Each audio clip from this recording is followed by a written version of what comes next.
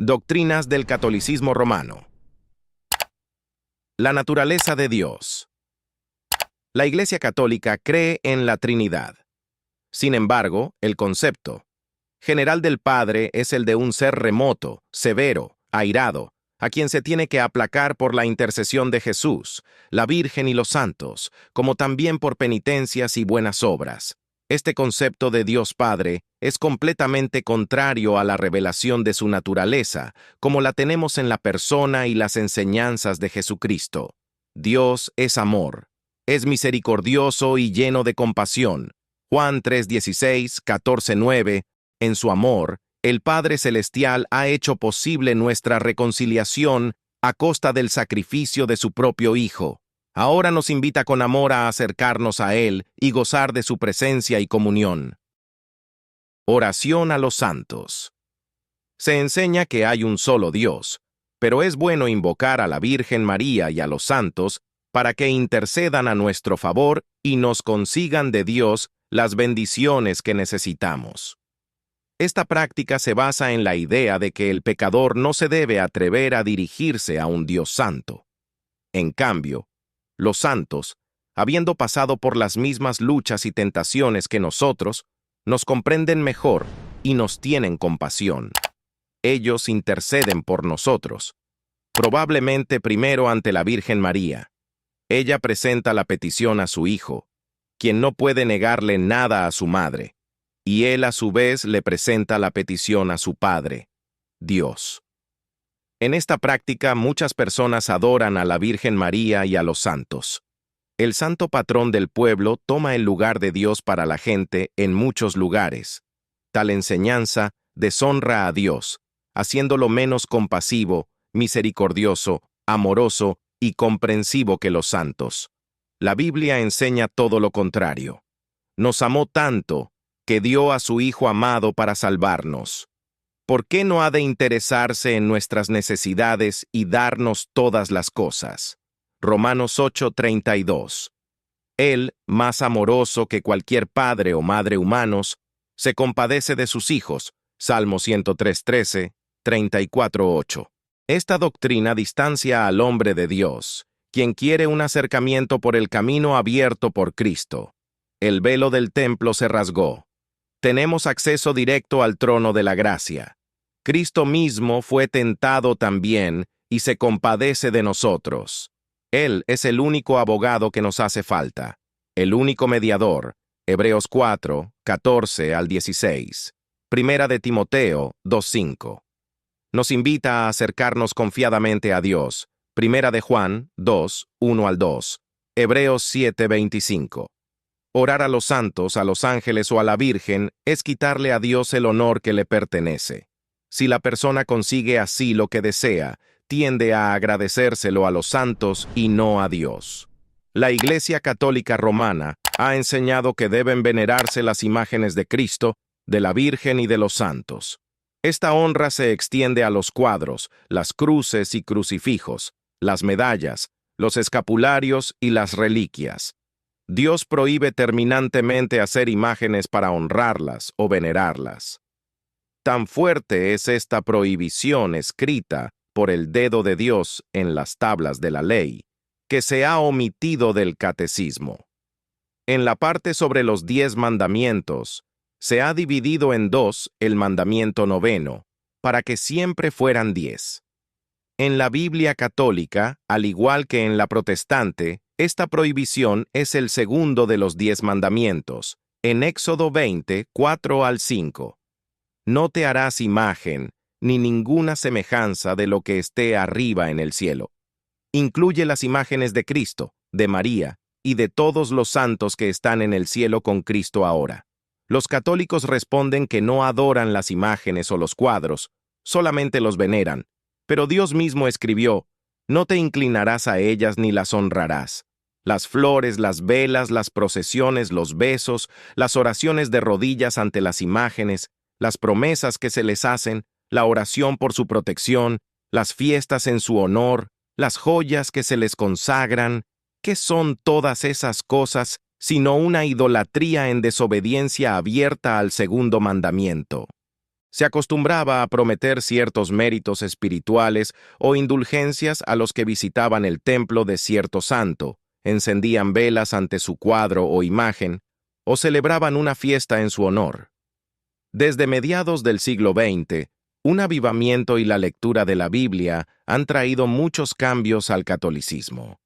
Muchas iglesias han quitado las imágenes de los templos, enseñando que se debe orar directamente a Dios.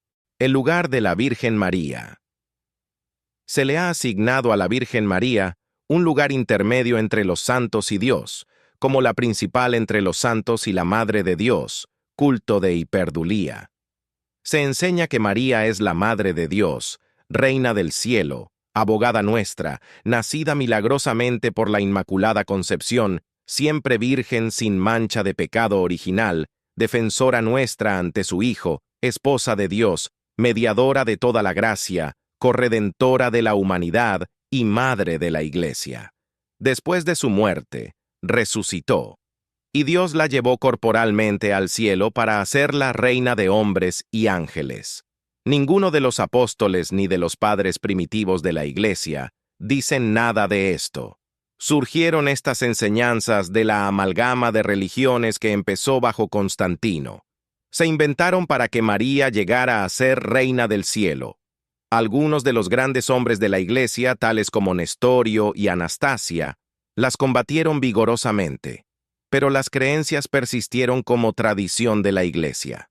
Por fin, en el año 1854, se aprobó como dogma oficial la doctrina de la Inmaculada Concepción de María, y en 1950 se promulgó como dogma la doctrina de su Asunción. Aunque estas doctrinas se debatieron en la Iglesia por milenio y medio antes de su aceptación oficial, desde el momento de hacerse dogmas, su aceptación ha sido obligatoria para todo católico romano. ¿Y cómo pudiera María ser la Madre de Dios? Nuestro Señor Jesucristo es Dios hecho carne. La Virgen María, bienaventurada entre todas las mujeres, fue escogida por Dios para ser la madre de la naturaleza humana de Cristo. Fue madre de su cuerpo físico, pero no pudo ser madre de su deidad.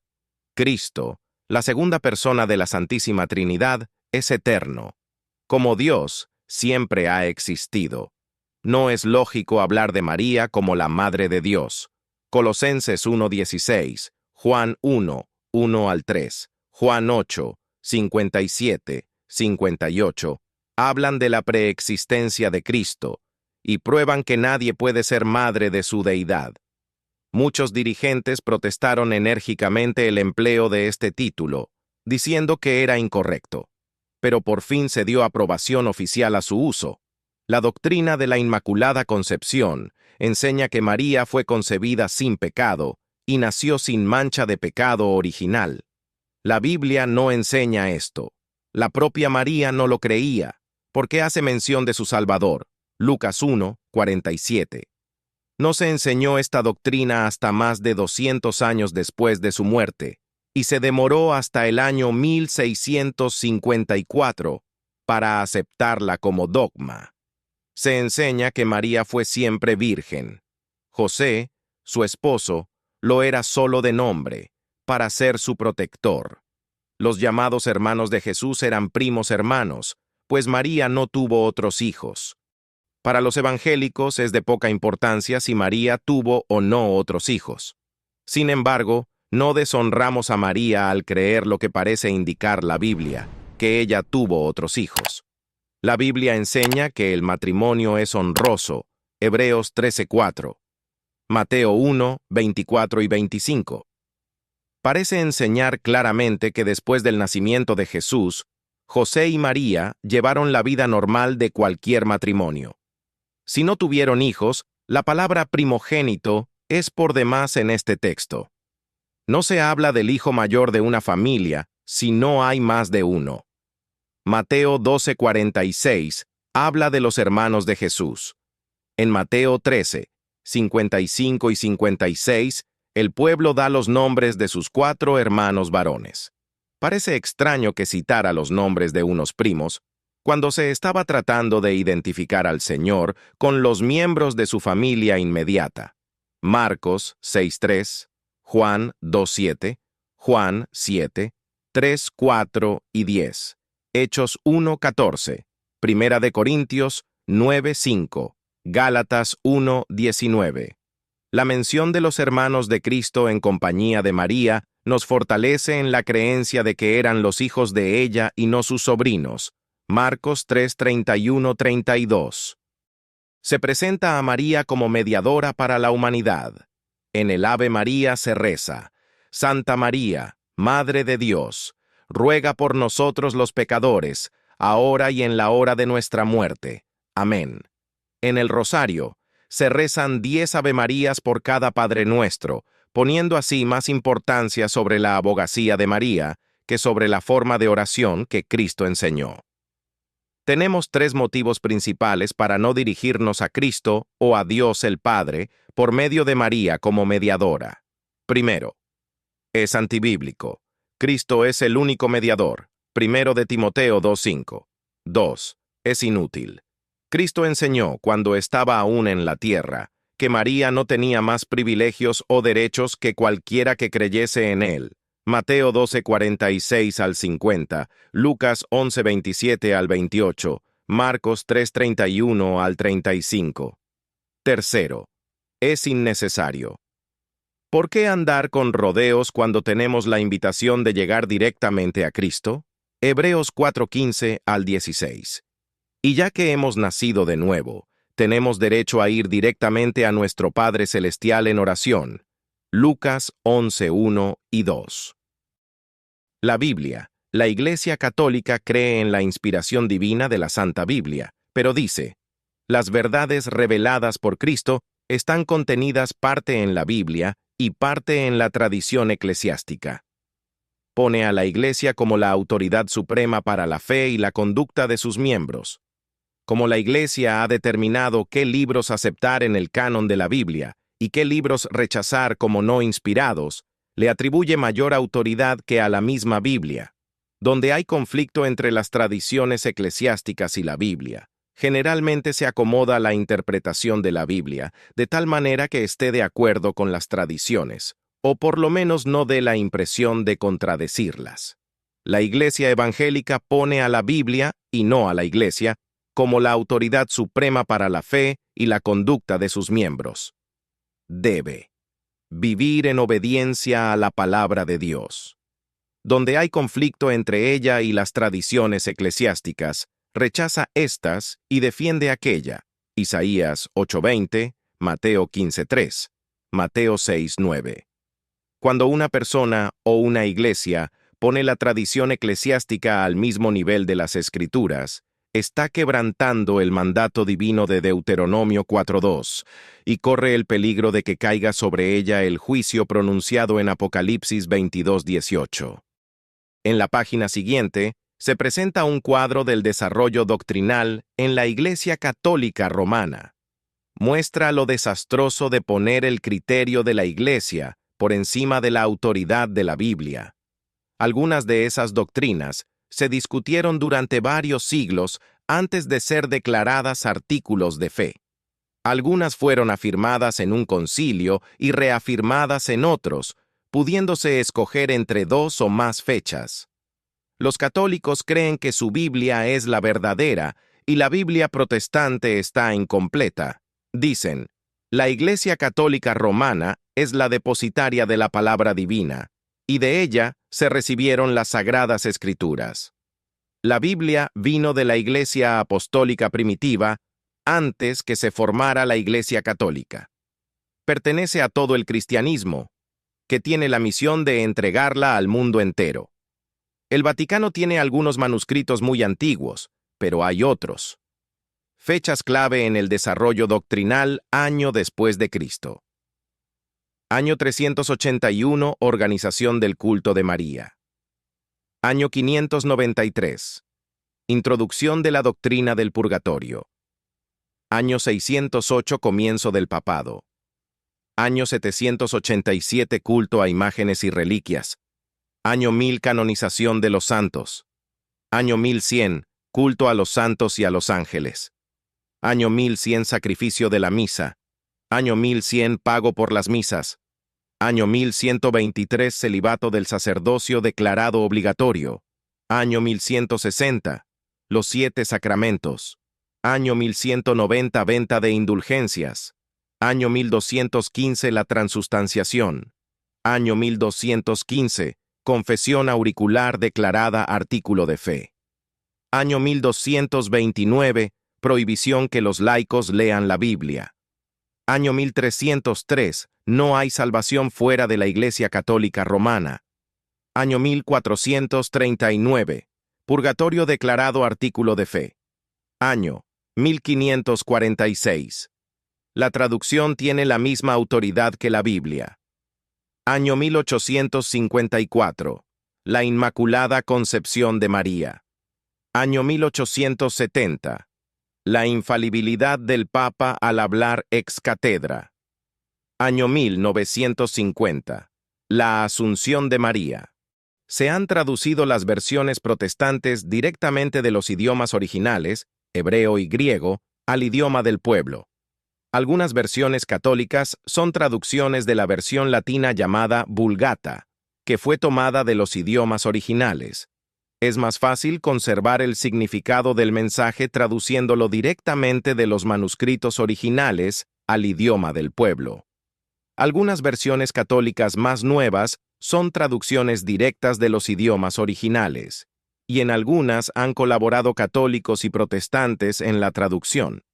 La única diferencia esencial está en 1. Los comentarios que se incluyen en algunas versiones, y 2. Los libros apócrifos en algunas Biblias católicas.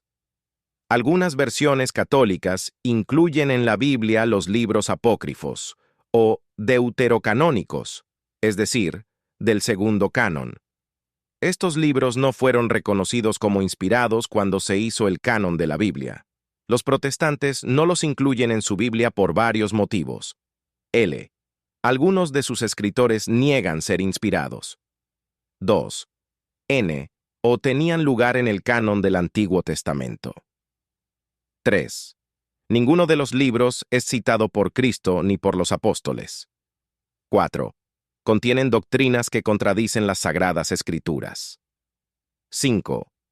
La propia Iglesia Católica no los aceptaba como inspirados antes del Concilio de Trento, 1545 al 1546. 6. Contienen trivialidades que no concuerdan ni en su espíritu ni en sus puntos de vista con las grandes verdades bíblicas. Algunos papas han prohibido al pueblo la lectura bíblica. Otros la han recomendado. Ahora se recomienda, pero el lector no está en libertad de interpretarla en el sentido que le parezca más lógico. Se dice: las Sagradas Escrituras deben interpretarse por la Iglesia.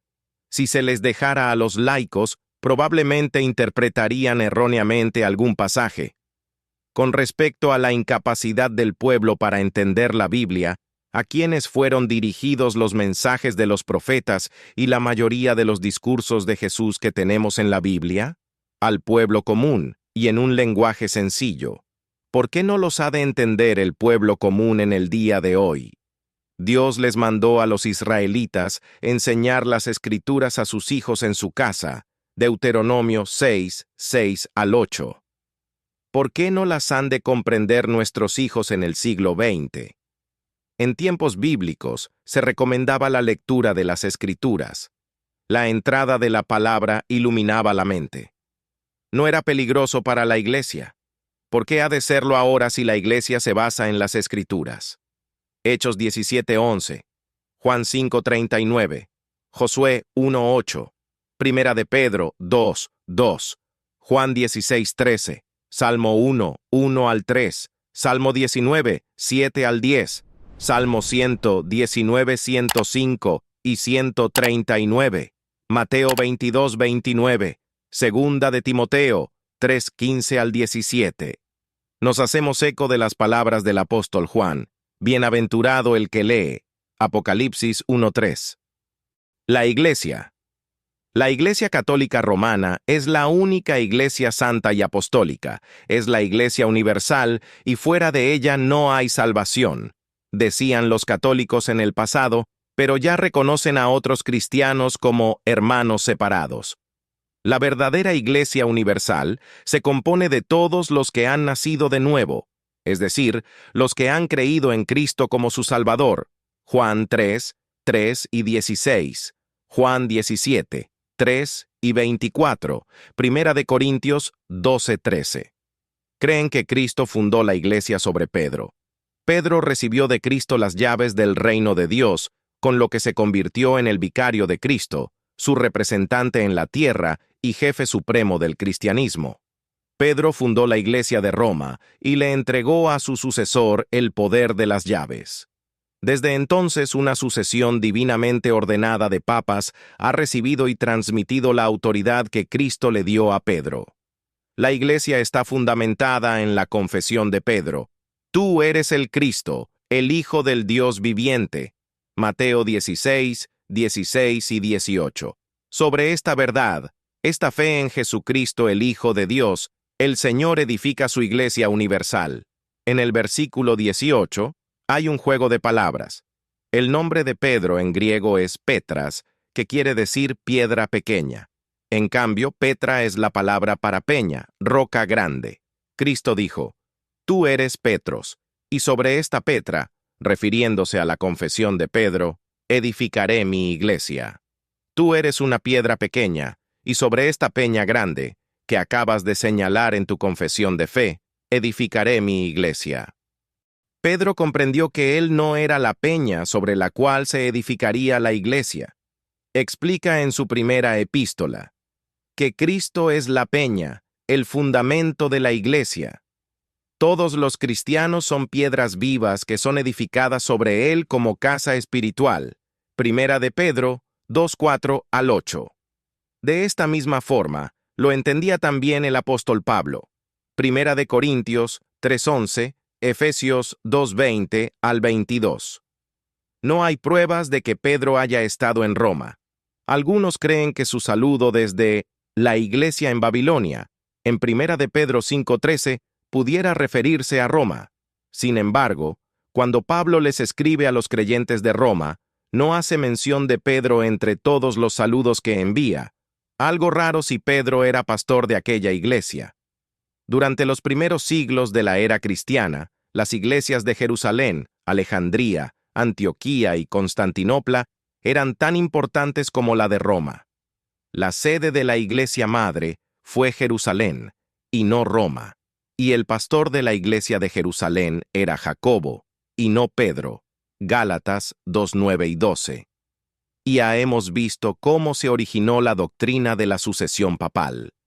Al principio, la Iglesia de Roma gozaba de cierto prestigio por estar en la capital del imperio. Contaba con el apoyo personal del emperador. Pero cuando la capital pasó a Constantinopla, había que buscar otra base para la autoridad del obispo romano sobre las demás iglesias. Así surgió la doctrina de la sucesión de autoridad por línea directa desde Pedro. Pedro nunca reclamó para sí ningún título o puesto especial. No se consideraba el jefe supremo de la iglesia, ni permitió que la gente se postrara ante él. Hechos 10, 25 y 26. No profesó tener poder para perdonar los pecados. Hechos 8:22. Era enviado por otros a predicar. Hechos 8:14. Exhortaba en contra de una actitud autoritaria de parte de los pastores hacia su grey, recordándoles que Cristo es el príncipe de los pastores, el sumo pastor. Primera de Pedro 5, 1 al 4. El Papa reclama para sí un título que Pedro nunca se atrevió a arrogarse. Los otros dirigentes de la iglesia primitiva no trataban a Pedro como si fuera la cabeza infalible del mundo cristiano. Pablo lo reprendió públicamente. Gálatas 2, 11 al 16. Consideraban que Pedro era una columna de la iglesia, pero no su fundamento, ni su única columna. Gálatas 2, 8 al 10. Pablo no se consideraba inferior a él. Segunda de Corintios 11, 5. El concilio de Jerusalén fue presidido por Jacobo y no por Pedro. Hechos 15, 13 al 19. Hay mucha discusión sobre el significado de las llaves del reino de los cielos entregadas a Pedro según el texto de Mateo 16:19. Un comentario señala que las llaves eran la divisa de los rabinos, los maestros de la ley. Lucas 11:52 se refiere a esto. Estas llaves serían entonces las del conocimiento. Es cierto que a Pedro le correspondió usar las llaves de la enseñanza para abrirles las puertas de entrada al reino de los cielos a millares de judíos en el día de Pentecostés. Más tarde, en la casa de Cornelio, su enseñanza del Evangelio abrió el reino de los cielos al mundo gentil. Hechos 2, 14 al 36 y Hechos 10, 25 al 47. Otra interpretación es que las llaves, la autoridad, se refieren a la administración de la Iglesia. Pedro, junto con los demás apóstoles, tuvo parte importante en ella. Muchos creen que el pasaje se refiere al ministerio en el poder del Espíritu Santo. Por la oración de fe, Pedro ligaría en la tierra las fuerzas demoníacas del príncipe de las potestades del aire y desataría en la tierra a los cautivos de esas fuerzas satánicas. Dios obraría con él, confirmando la palabra con las señales que seguirían. Cristo habló de ligar y desligar con respecto a su propio ministerio de sanar a los enfermos y de echar fuera a los demonios. Lucas 13:16, Mateo 12, 28 al 29. Cristo enseñó claramente que la autoridad de las llaves no era solo para Pedro, ya que se la dio a todos los discípulos cuando le habló a todo el grupo. Mateo 18, 18. Todos tenían la autoridad de atar y desatar. En los versículos 19 y 20 aparece el significado de este lenguaje simbólico y Cristo extiende este derecho a todos los creyentes. Donde 2 o 3 se unan en su nombre, Él estará presente para hacer maravillas. La infalibilidad papal. Se enseña que el Papa es infalible en lo que dice ex cátedra. Lo que dice oficialmente sobre cualquier doctrina o práctica es tan inspirado por Dios e infalible como las mismas Escrituras. Durante siglos algunos enseñaban esta doctrina y otros la rechazaban. En 1870 fue declarada dogma, creencia obligatoria. Como no hay base bíblica para el papado, tampoco la hay para su infalibilidad. Mirando la historia de la Iglesia, vemos dos cosas que refutan esta doctrina. 1. Ciertos papas han contradicho lo enseñado por otros. Algunos han prohibido la lectura de la Biblia terminantemente diciendo que es peligrosa. Otros la han recomendado para todos. 2. Algunas opiniones doctrinales pronunciadas por los papas contradicen las Escrituras. En tal caso, el papa es el que se equivoca, y no la Biblia. El sacerdocio. La Iglesia Católica ha convertido a sus sacerdotes en mediadores entre Dios y el hombre.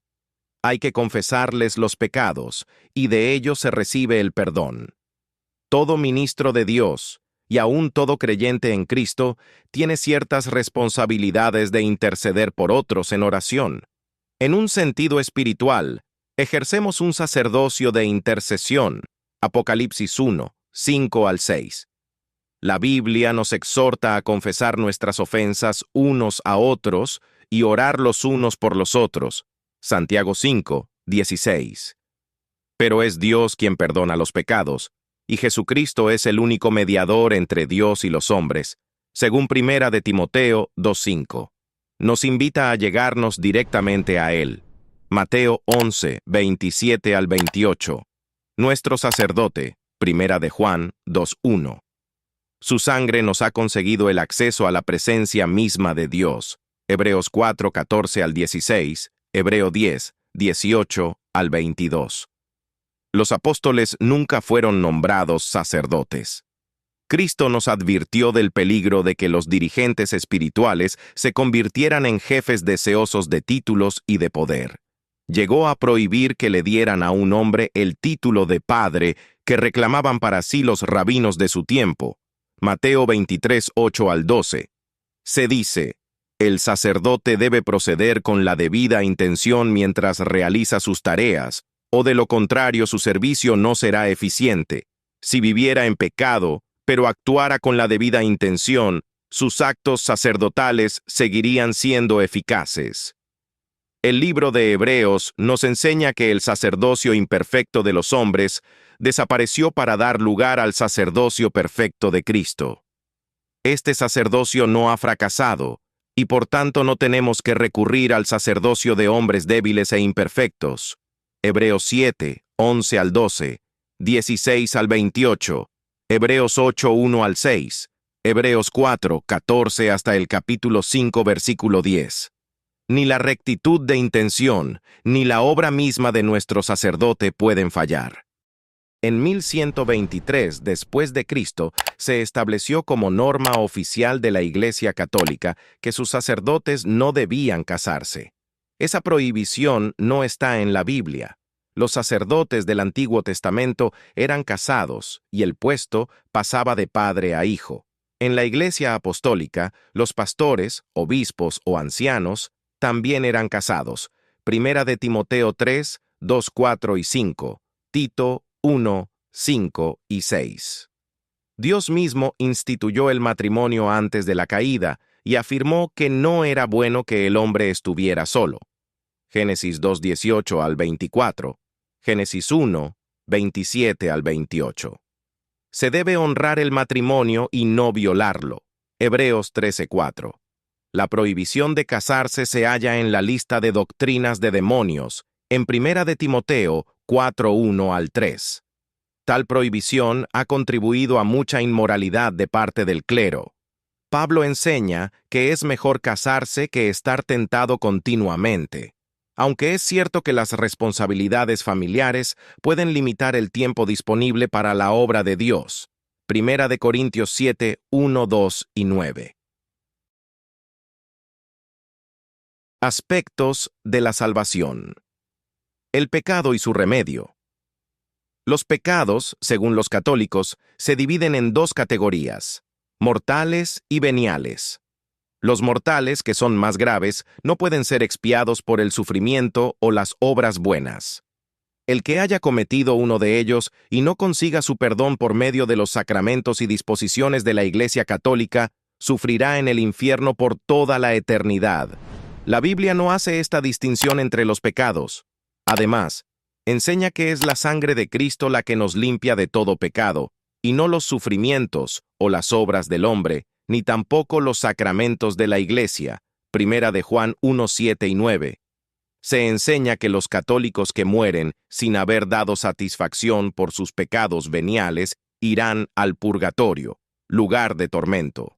Por medio de sus sufrimientos en ese lugar, purgan sus pecados. Cuando se haya completado el castigo, irán al cielo. No hay en la Biblia tal enseñanza. Es contraria a la doctrina bíblica de la salvación durante la vida de la persona por fe en el Señor Jesucristo y en su obra expiatoria. Él dijo: consumado es, al morir en sacrificio por nuestros pecados. Juan 19:30. La sangre de Jesucristo, su Hijo, nos limpia de todo pecado. Primera de Juan 1:7. Él es el único que nos limpia de toda maldad. Primera de Juan 1:9. No hay necesidad de ir a otro lugar después de la muerte para purgar los pecados o completar la obra redentora de Cristo. Dios es misericordioso y amplio en perdonar todas nuestras iniquidades. Salmo 103:3. Ninguna condenación hay para los que están en Cristo Jesús. Romanos 8:1. Estar ausente del cuerpo es estar presente con el Señor. Segunda de Corintios 5:8. Los católicos citan Mateo 5:26. No saldrás de allí hasta que pagues el último cuadrante. Pero aquí Jesús hablaba de la cárcel literal y no de la vida futura. Léase el contexto. Mediante ciertas obras meritorias se puede conseguir una indulgencia. Esta rebaja el número de días de castigo que uno debe sufrir en satisfacción por sus pecados, ya sea en este mundo o en el purgatorio. El sufragio es una indulgencia que se consigue a favor de una persona fallecida, para acortar el tiempo que tiene que pasar en el purgatorio. Así como toda la doctrina del purgatorio es antibíblica en su concepto de Dios y de la salvación, también lo es la doctrina de las indulgencias, que se deriva de ella. Todo se basa en un concepto pagano de méritos que se pueden comprar, y de un Dios severo que libera a las almas de sus tormentos por el dinero pagado por misas e indulgencias y no por misericordia. La venta de indulgencias fue uno de los males que provocaron la protesta de Lutero y precipitaron la Reforma. Tetzel, el representante del Papa, aseguraba que tan pronto el dinero sonara en su cofre, saldría del purgatorio el alma de la persona a cuyo favor se compraba la indulgencia. Los parientes y amigos pueden pagar por misas para acortar el tiempo que las almas tienen que pasar en el purgatorio. Hace algunos años se pidió a todos los católicos que rezaran por el alma de cierto papa que había fallecido hacía 50 años. Se celebraban misas para sacarlo del purgatorio. Uno se pregunta, si después de 50 años tantos millones de personas no han logrado sacar del purgatorio con sus rezos al propio representante de Cristo en la tierra, ¿qué esperanzas hay para un simple pecador? Hoy es el día de salvación. Si una persona muere sin salvación, no hay forma de mejorar su suerte. Ninguno puede dar rescate por su hermano. Salmo 49:7. Segunda de Corintios 6:2. Hebreos 2:3. El sacrificio de la misa. La transubstanciación. Se enseña que en la misa se ofrece a Jesucristo a diario en los altares como sacrificio propiciatorio a Dios por los vivos y los muertos. Cuando el sacerdote bendice el pan, la hostia y el vino, se transforman verdaderamente en el cuerpo y la sangre del Señor. Esta es la doctrina de la transubstanciación.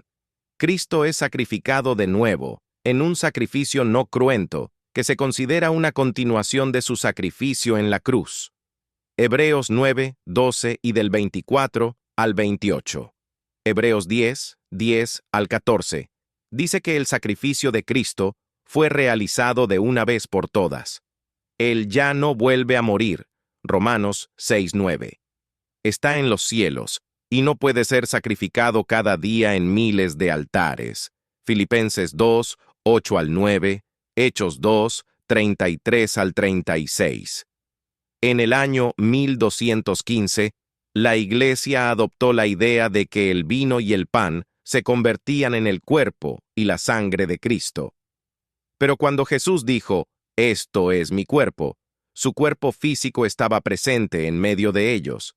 Es evidente que hablaba en lengua figurado, ya que no tenía dos cuerpos, uno en la mesa y el otro que todos veían.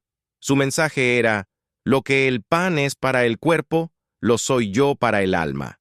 Hablaba en el mismo sentido figurado cuando dijo, «Yo soy la puerta, yo soy la vid, yo soy la luz, yo soy el camino». No quería decir que fuera una puerta de madera o una cepa de uvas con raíces y hojas, en un sentido literal. Hay que recordar que Cristo instituyó la celebración de la Santa Cena como memorial de su muerte, que sustituiría la cena memorial de la Pascua. El pueblo de Dios comía el Cordero Pascual para recordar que había sido liberado de la esclavitud de Egipto. Ahora habría de comer el pan y tomar el vino en memoria de su liberación del pecado. Anteriormente recordaba el sacrificio del Cordero para librar a los primogénitos del ángel destructor. Ahora debía recordar la muerte del Cordero de Dios, que libra de la muerte eterna. El pueblo comió la carne del Cordero en la primera Pascua para tener fuerza para salir de viaje con destino a la tierra prometida, y los cristianos tienen que alimentarse de Cristo para obtener en Él la fuerza espiritual que necesitan en su viaje rumbo al cielo. Primera de Corintios 5:7. El mismo hecho de que la doctrina de la transubstanciación haya sido adoptada en el siglo XIII hace evidente que no formaba parte de las creencias de la Iglesia primitiva. La confesión auricular. En la Iglesia Católica, para recibir el perdón de los pecados, se deben confesar todos los pecados de acción, palabra o pensamiento.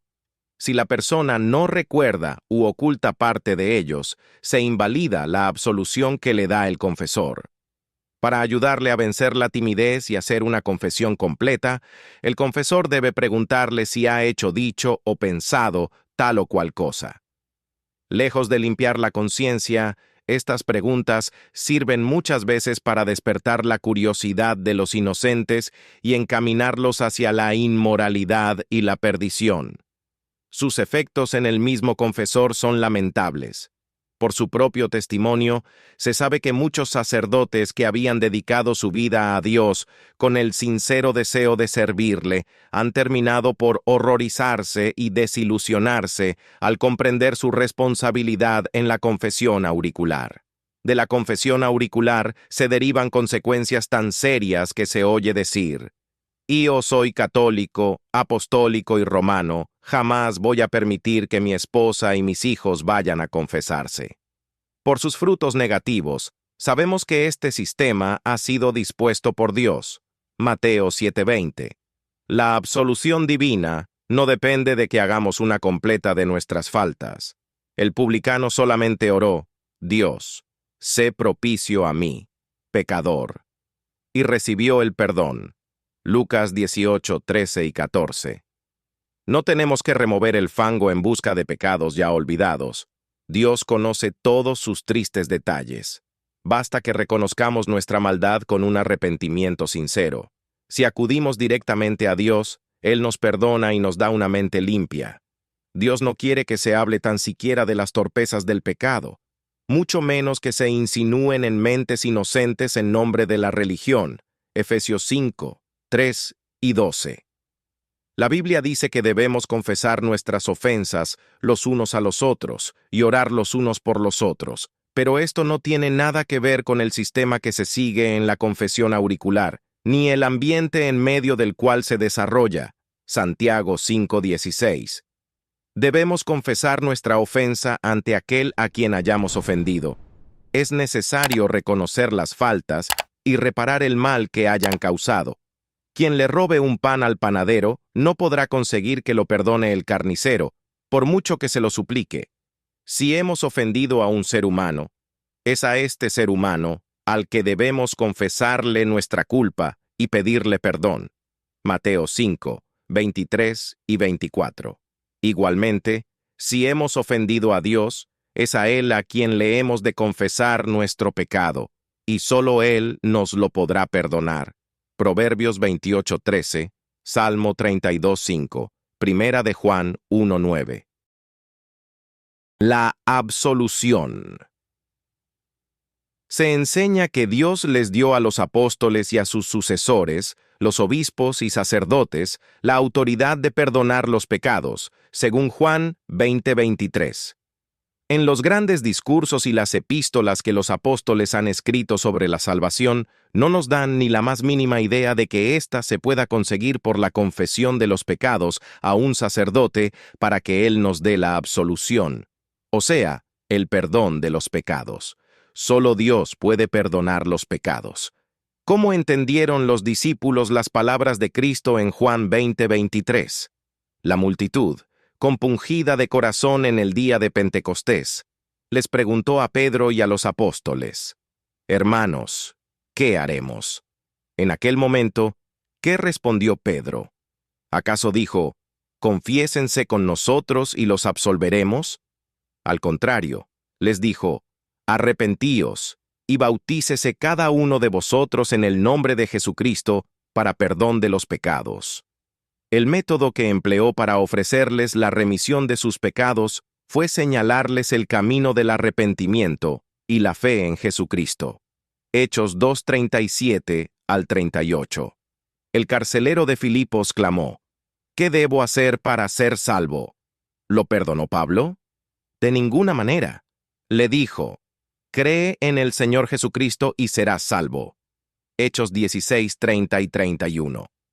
La explicación de la salvación, la predicación, la invitación y la oración intercesora, todos toman parte en llevar al pecador a Dios para obtener el perdón de los pecados, pero es Dios quien perdona. Santiago 5, 14 y 15.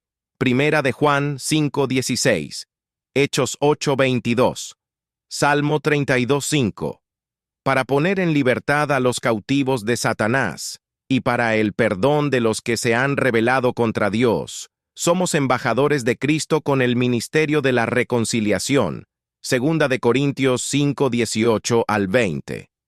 Cumplamos con la gran comisión de ir y predicar el Evangelio a toda criatura. Los que acepten el mensaje tendrán la remisión de sus pecados. Marcos 16, 15 al 16. Los 7 sacramentos. Los católicos creen que la salvación se obtiene con el uso de los sacramentos y las disposiciones de la Iglesia. Un sacramento es una señal externa de una realidad interna que simboliza y produce al mismo tiempo. Imparte la gracia de Dios al alma. Son 7 en total: el bautismo, la confirmación, la Eucaristía, la penitencia, la unción de los enfermos, el matrimonio y el orden sacerdotal. Los primeros 5 se consideran fundamentales en la vida y el bautismo esencial para la salvación. Jesús no consideró necesario ninguno de estos medios de gracias para la salvación del ladrón penitente que estaba crucificando junto a él. Lucas 23, 42 al 43. Pablo no se los citó al carcelero que quería saber cómo ser salvo. Hechos 16, 31. Se cree que mediante el bautismo, administrado generalmente a los infantes y a los niños por aspersión, la persona recibe la gracia de la generación, es lavada del pecado original y perdonada de cualquier pecado mortal o venial que haya cometido hasta aquel momento. Ya es miembro de la Iglesia e hijo de Dios. Los evangélicos creemos que el bautismo no regenera, sino que es un testimonio de la regeneración ya efectuada en el alma por el Espíritu Santo. El lavamiento del cuerpo simboliza el lavamiento del alma, que debe ser anterior al bautismo. La sepultura en agua, en el bautismo por inmersión, es testimonio de que la persona ya ha muerto con Cristo para la vida antigua. Su salida del agua significa que se levanta con el Cristo resucitado para andar en novedad de vida, según Pablo lo explica en Romanos 6, 2 al 5. Hay que creer en el Evangelio y arrepentirse del pecado primero, para después dar fe de la nueva vida por medio del bautismo en agua. Este es el orden que Cristo estableció sobre el bautismo, y es el que los discípulos observaban. Un infante no puede creer en el Evangelio, ni arrepentirse. Marcos 16, 16. Hechos 2, 38. Hechos 8, 36 al 38. La persona debe dar prueba de su arrepentimiento por medio de un cambio en su vida, antes de ser bautizada. Lucas 3, 7 y 8. Hay la creencia no oficial en la actualidad de que los niños que mueren sin ser bautizados van al limbo, un lugar de más bendición que la tierra y menos que el cielo. En la Biblia no se menciona tal lugar. Según lo que dice Jesús, parece que los niños ocupan un lugar apropiado en el reino de los cielos, porque de los tales es el reino de Dios. Lucas 18, 16. Los niños inocentes sufren muchas veces en este mundo por los pecados de los padres. No serán excluidos de la presencia de Dios porque sus padres hayan descuidado el cumplimiento de sus deberes de tipo religioso. Ezequiel 18, 20. En la confirmación, el obispo hace la señal de la cruz en la frente de la persona, la unge con aceite, le da una palmadita en la mejilla y le impone las manos. La unción simboliza el bautismo del Espíritu Santo. La palmada, opcional, simboliza la madurez cristiana y las pruebas con las que se enfrentan todos los cristianos como soldados de Cristo. Solo hacemos constar que la unción con aceite no imparte el bautismo del Espíritu Santo. Esta experiencia llega al cristiano mediante un encuentro personal con Dios, y sus efectos se ven de inmediato en la vida espiritual. Ojalá alcanzaran la realidad y no solo el símbolo. Después que el sacerdote ha realizado la consagración del pan y del vino en la misa, la persona recibe la hostia, el pan consagrado. Actualmente en algunas iglesias puede recibir también el vino. Al comer la hostia, recibe el cuerpo y la sangre de Cristo. En este acto le son perdonados los pecados veniales, pero esto no quiere decir necesariamente que no tenga que sufrir el castigo correspondiente a ellos.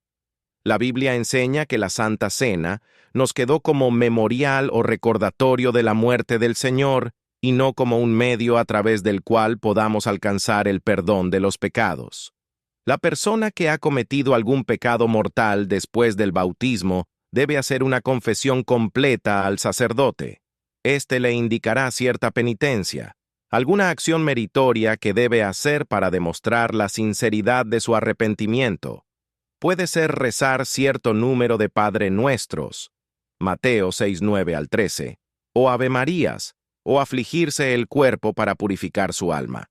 La palabra griega traducida haced penitencia en algunas versiones católicas de la Biblia se traduce arrepentíos en otras, las versiones protestantes. Dios busca un sincero cambio de actitud hacia el pecado, el pesar de haberlo ofendido y la firme resolución de abandonar el pecado. Este es el arrepentimiento.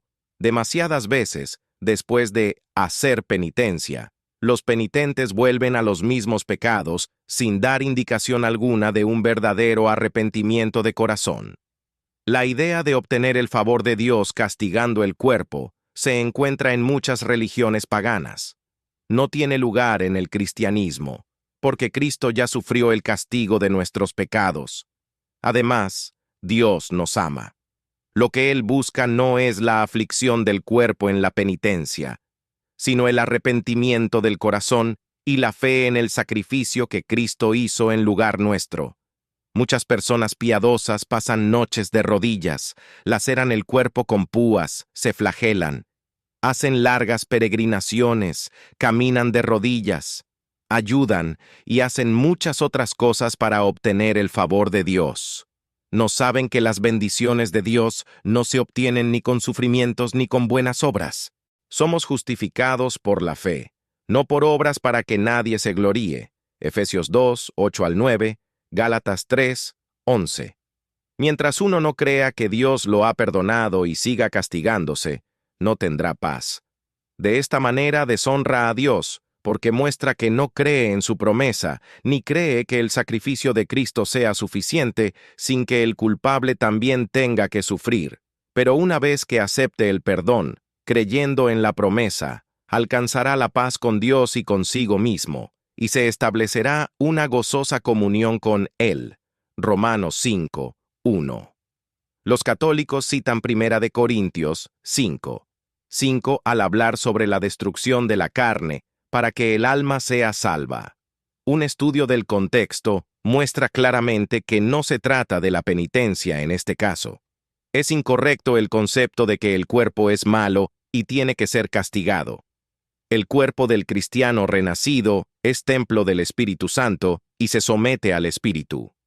El sacrificio vivo del cuerpo consiste en servir al Señor y no en imponerse aflicciones. Romanos 12, 1 al 2.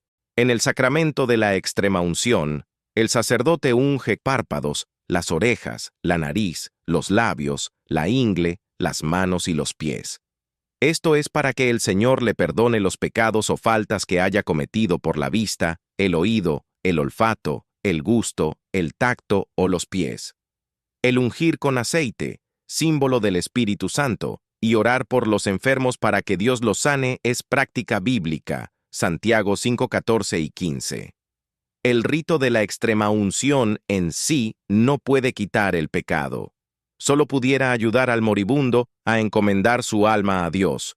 Pero en la Biblia vemos que para esto no es necesaria la extremaunción. Hechos 7:59. En los tiempos bíblicos, el mismo cristiano encomendaba su propia alma a Dios. Hechos 7:59. La seguridad de la salvación. Los católicos dicen que nadie puede saber hasta el momento de su muerte si es salvo o no. Si uno está en pecado mortal, debe confesarlo antes que le sorprenda la muerte. Muchos creen que las buenas obras contrapesan con las malas, y así es imposible saber hasta el día del juicio cuál es el saldo. La Biblia enseña que la salvación es por gracia y no por obras. Romanos 11, 6, Tito 3:5. Las obras se toman en cuenta para la recompensa recibida en la vida futura y no para la salvación. Mateo 16:27, Apocalipsis 22:12. Obtenemos la salvación cuando aceptamos lo que Cristo ha hecho a nuestro favor y confiamos en Él como nuestro Salvador y Señor. No hay por qué estar en dudas sobre ella. El que cree en el Hijo tiene vida eterna. Juan 3:36. Juan escribió una epístola a fin de librar a los cristianos de cualquier duda sobre la salvación, para que sepáis que tenéis vida eterna. Primera de Juan 5:13. Tenemos el testimonio externo y fidedigno de la palabra de Dios, además del testimonio interno del Espíritu Santo. Él nos da a conocer que somos hijos de Dios y nos guía al goce de los privilegios de esa condición de hijos. Romanos 8:14 al 16. Si te gusta nuestro contenido, no dudes en suscribirte. Activa la campana de notificaciones para que te avisemos cuando subamos el próximo capítulo. ¡No te lo pierdas!